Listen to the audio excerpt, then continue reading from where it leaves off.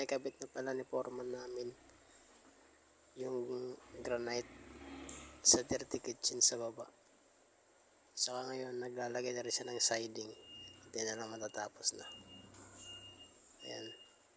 Saka sa taas naman sa master CR, si Atan na ang nagtapos. Siya na ang gumawa. Kasi medyo na busy si foreman. Siya na ang nagpatuloy. Sa siding na lang yan, konti na lang. Saka yung electrician naman, patuloy na sa pagkakabit ng mga switch at saka yung gamit nating saksak. Tapos laknitin mo to para tingnan lang matatapos na yung takip. patuloy niya. Yan guys. Ayan.